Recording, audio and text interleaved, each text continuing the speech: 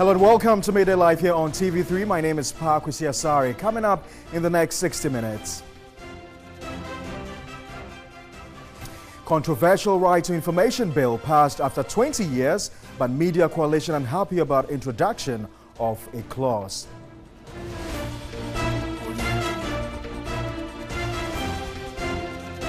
Also ahead of the bulletin, students and alumni of the University of Education, Winema, demonstrate to demand the reinstatement of all dismissed lecturers.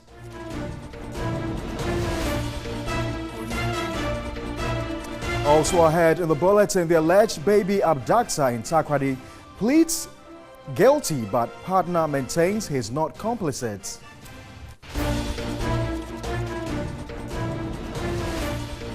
Also, speed limiting technology looks set to become mandatory for all vehicles sold in Europe from 2022 after new rules were provisionally agreed by the European Union.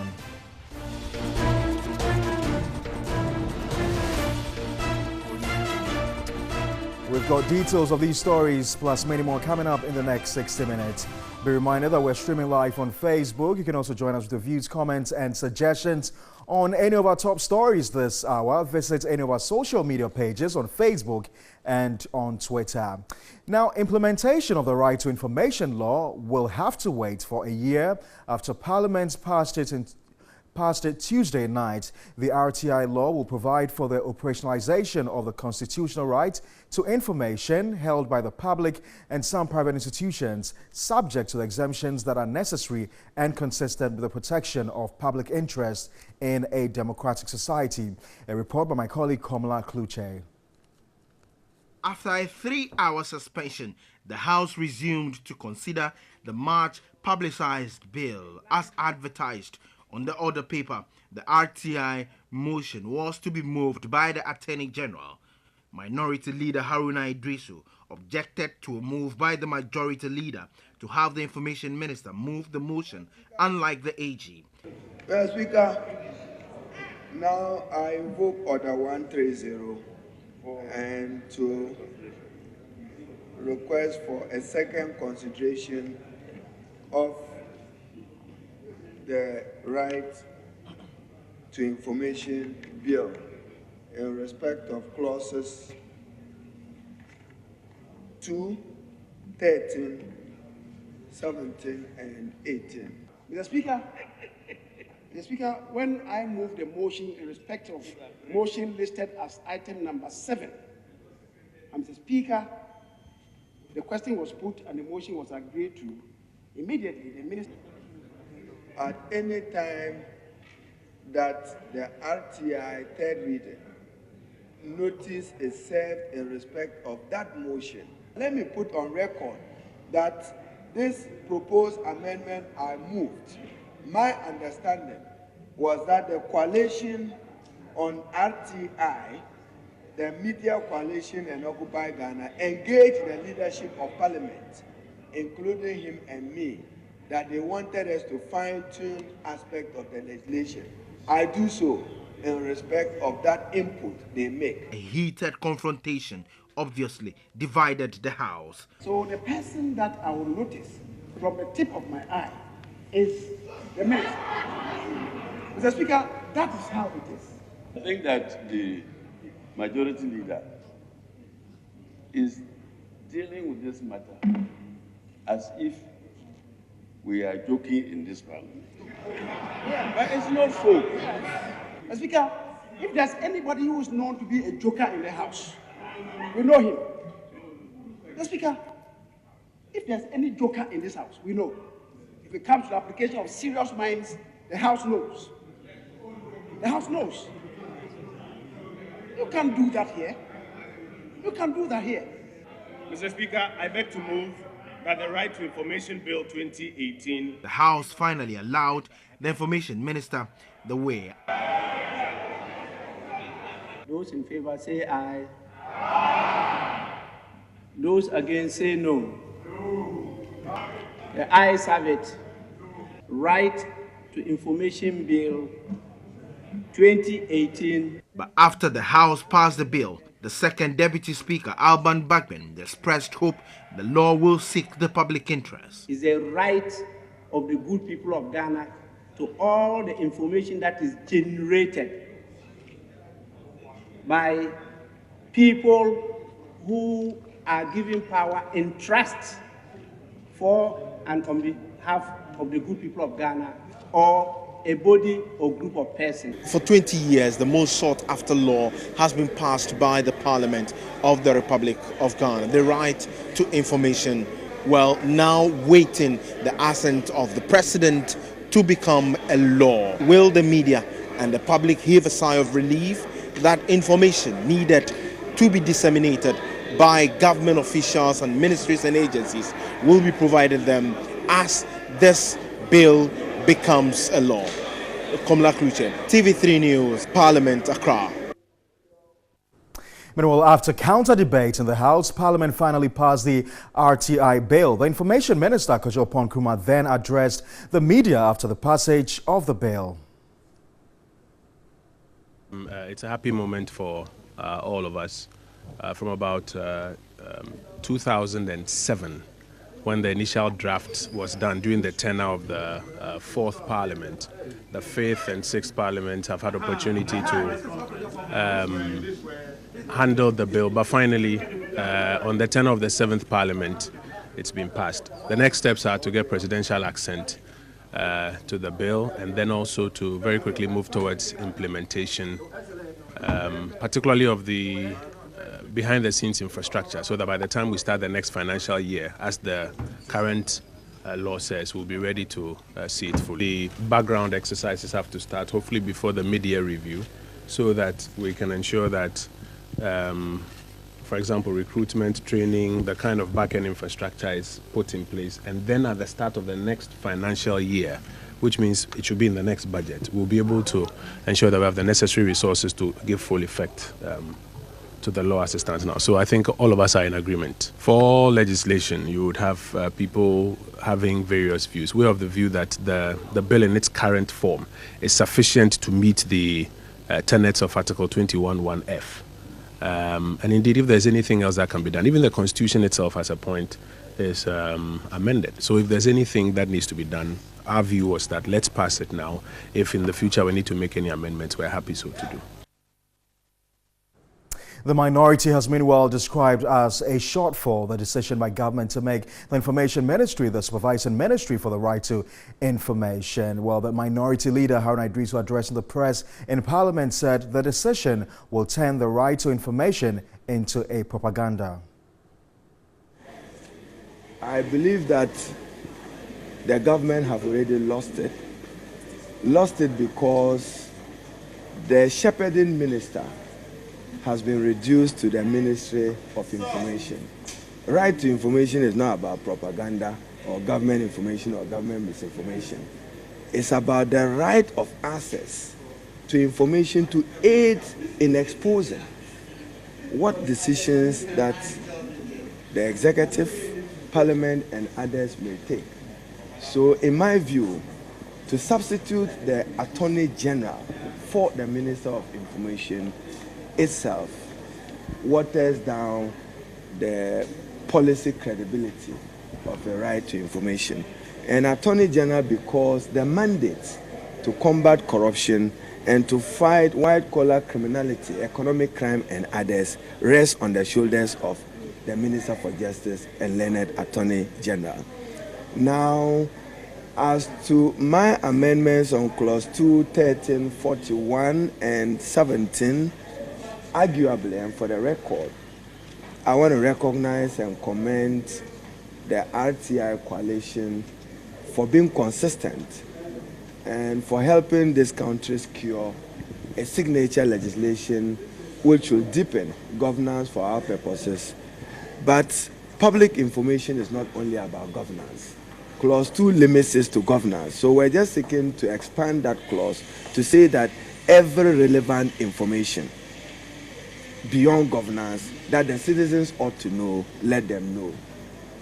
Equity, they say, will look at the substance, not the form. Yesterday, we were looking at matters of technicality. That's not the substance. The substance is, if you come to Clause 13, deliberative process is exempt. After the deliberation, what happens?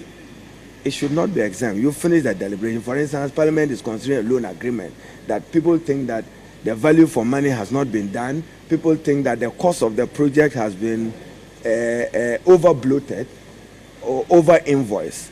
After the deliberation, the public has a right to that information. So that can no longer be exempt. So we're seeking an amendment to say that make it non-exempt after the deliberation. So before deliberation, it is exempt. But what is important is that Ghana has a right to information legislation. It's an important landmark achievement for us as a country. If this government wants to take credit for it, let it be.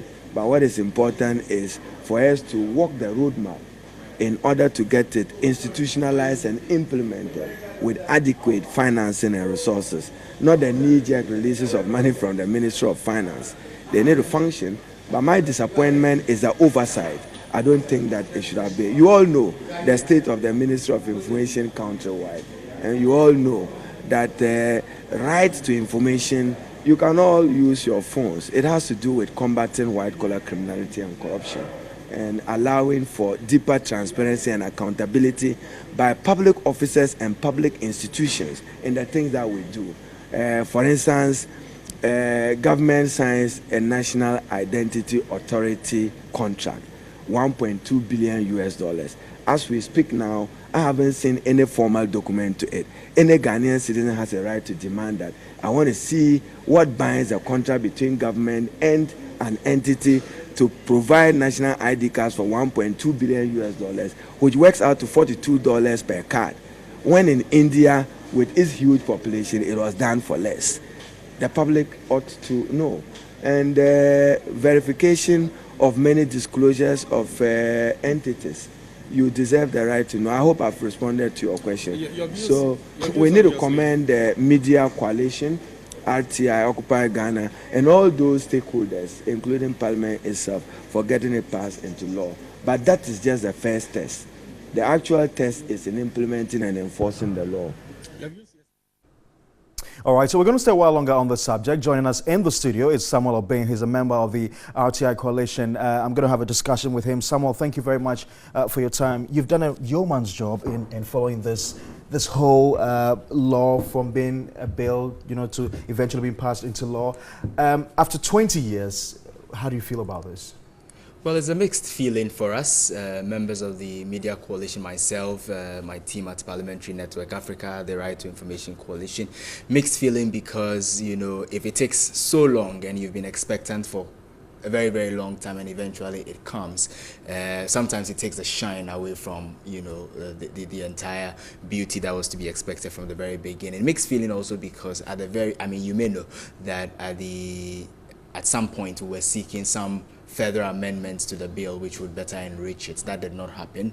The circumstances around why it didn't happen last night, all adds up to why I think it's been a mixed feeling. The minority leader raised a bit of concerns about the law. You listened to him. He talked about the supervisory authority being vested in the hands of the information minister and the fact that, look, it's been passed. The difficulty now is its implementation. What do you say to this?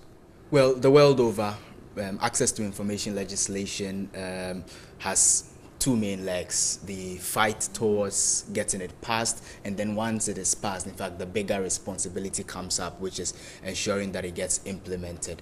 The current law as we have it now is not a perfect law, but we cannot have any perfect law at any point in time. So like he rightly noted, and like the information minister noted, we'll have to go ahead with getting this law implemented as best as we can. And then, as we go ahead, we can notice the shortfalls and seek to correct them. We were hoping that Parliament would have taken the opportunity once and for all to take charge and change some of the areas that we had put across to them, some of which the minority leader from the insert that you played was seeking to arrest at the very 11th hour. Unfortunately, the House did not allow that. Unfortunately, there were even some misinformation on the floor of the House on what our thoughts were about it. And you issued a noticed statement. Yes, we've issued a statement that, about it. We thought that the committee chairman, Honorable Ben Abdullah Banda, indicated on the floor that he had agreed in principle with the coalition that those changes can go. I mean, we can go ahead with the passage of the bill without those changes. I mean, at best, we can describe that as false. And we think that once Parliament is a house of records, it's important that some of these information will be expunged of the records. And we ask him to do the honorable thing by asking the right honorable speaker on the floor to have that expunged. But by and large, I think it is important that we congratulate the Parliament of Ghana Majority Minority Caucuses, his committee. They've done an amazing job. The secretariat to the committee, the staffers in Parliament who have done a great job to get this done. And noting that it's been about 2 decades since we started talking about the RTI legislation in Ghana. It's only been 1 year since this particular bill went into this current parliament, and within 1 year they've done an amazing job. The seventh parliament, yes, of the seventh parliament needs to. How does the Right to Information Coalition feel about the fact that this law would only come into effect after a year? Well, now it is less than a year because it's supposed to come into effect. The commencement clause says that at the beginning of the next financial year, which means that from January of next year, we're expecting that it comes into effect. We would have wished that this comes into effect almost immediately. Unfortunately, that is not to budgetary allocations will have to budgetary allocations and all of that, and that is why we're also calling at some points that there should be clearly stated indications of what should happen between now and December this year, so that we can be able to track and monitor government on its implementation of same. Unfortunately, we didn't seem to have that, and well, we will still continue with the work. I mean, we have outlined a lot of activities that we'll be engaging in between now and next year when it starts implementing. There will be a lot of public education. I'm going to ask you to hold on. Let me get on the crossover to the backpack now, to the Ghana Journalists Association, from where my colleague Godfrey Tanam is speaking to the GJ President Roland Afol Money. And this particular law will help in the development of our country. And then, good afternoon, sir, and you're welcome to Midday News on TV3. It's a pleasure to be on the next week. So first of all, let's find out, with the passage of the RTI bill into law now, how would this contribute to the development of our country?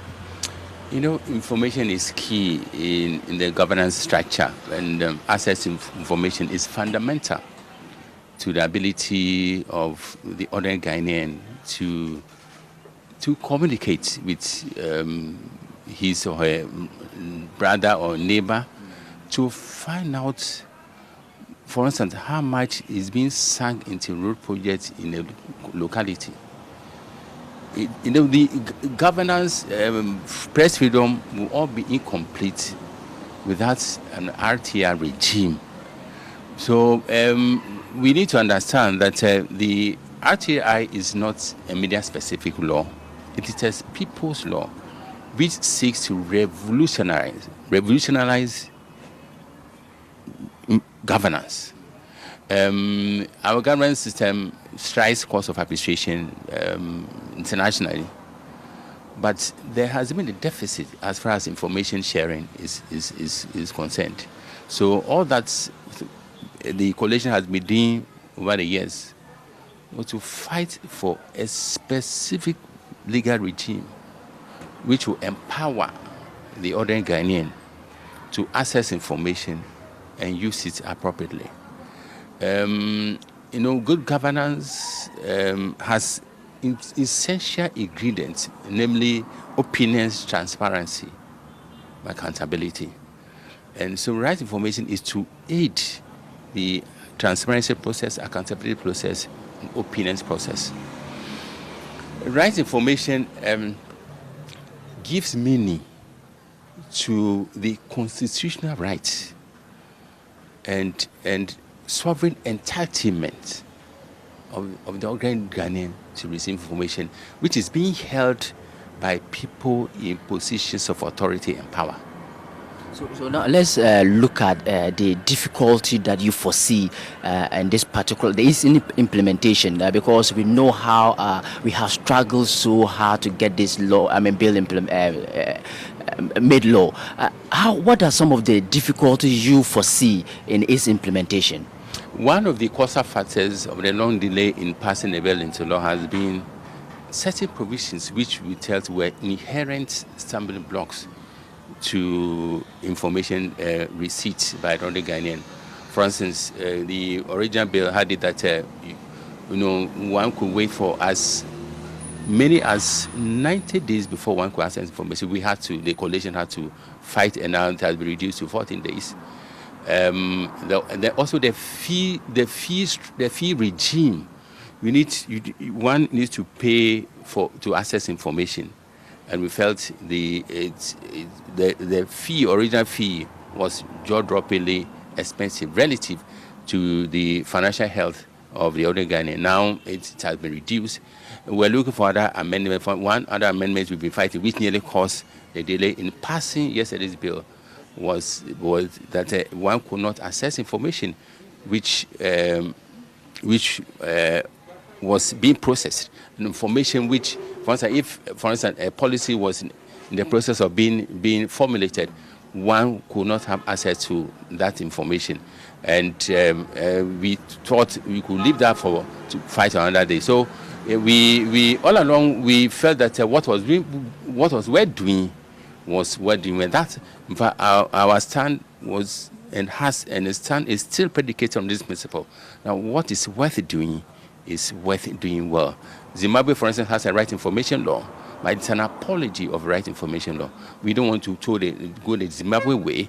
We felt we should do something which will aid our Ghana process, which will aid transparency, which will aid openness. And this is what Ghana needs to achieve in order to accelerate development in all dimensions. All right, thank you very much. That was the president of the Ghana Journalists Association, Dr. Afo Moni. We just spoke to him. And this has been Godfrey Tanam reporting from the Ghana International Press Center for TV3 News. All right, thank you very much, Godfrey Tanam, for joining us live from the Ghana International Press Center with the president of the Ghana Journalists Association, Afo Moni. Let me return in studio, and Samuel Obeng is a member of the RTI coalition. Samuel, quickly, let's wrap up. You heard the GJ president, your response? No, I think that he's reiterated, and remember that the GJ is part of the coalition anyways. He's reiterated the points that we've been making all this while. The real work starts now that the law has been passed, and we are looking that we will all have hands on deck so that the implementation of the law can go smoothly. All right, thank you very much. Samuel Obeng is a member of the Right to Information Bill Coalition. Thank you very much for your time once more. Are you still watching Midday Live here on TV3? Now, some alumni of the University of Education Winneba have staged a demonstration in the Central Regional Capital, while Cape Coast, to register their displeasure at the recent impasse at the UAW, which has led to the sack of some lecturers. The group held placards and walked through some principal streets of Cape Coast and ended at the Jubilee Park, where they addressed the public. The group are calling for the immediate resignation of Vice Chancellor Professor Afo Broni and the Council Chair, Professor Emmanuel Abaka. They also want all sacked staff to be reinstated. My colleague Thomas Khan is our Central Regional correspondent who covered the protests and joins us live on the phone lines. Thomas, walk us through what has happened just now. Hello, Thomas. So what can you report on this latest demonstration?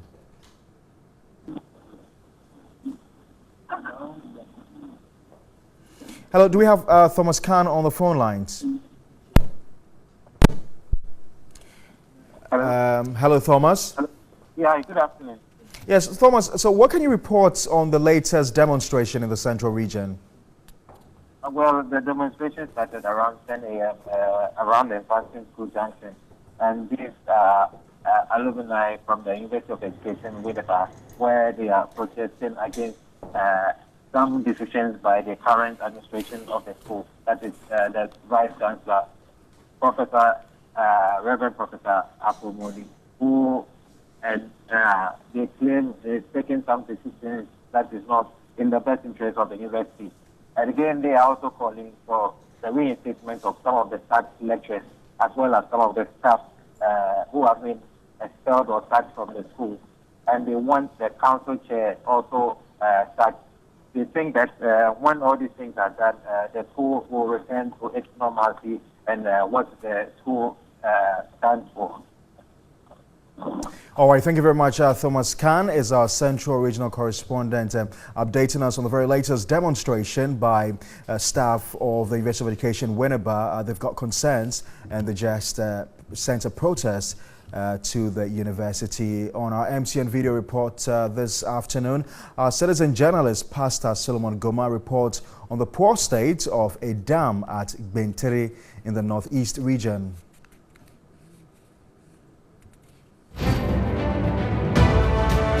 I'm here in Bintiri, in the East Mamprusi municipality of the northern region, and right now I am in a dam that the people use as a source of drinking water. This is not the only community that resort to this place for their drinking water. Other communities like Pangal and Waboli also comes here daily to fetch this water for drinking. These three communities have a population of not less than 4,000 people, and they have only 3 boreholes to use. So those boreholes are not enough. So what they do is to come here every day to fetch water for their own consumption. From Bintiri in the East Mamprusi municipality, this is Pastor Solomon Goma, citizen journalist.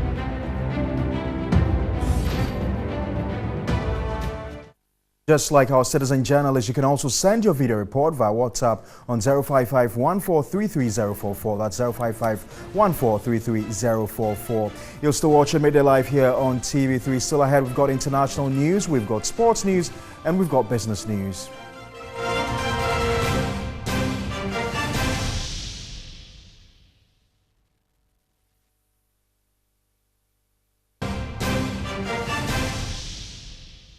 You're welcome back to Midday Live here on TV3. Now, Ghana was hit with the most devastating news involving accidents in Kintampo and Ekomfi recently. Majority of those affected are from the Garu district of the Upper East region.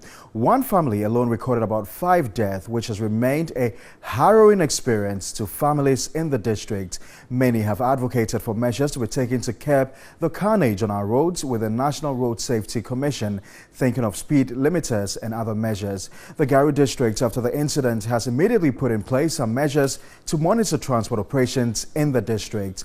On the telephone line is the presiding member of the Garu district, Moses Badiabo, to give us some details of the measures taken by the district. Moses, thank you very much for your time. We understand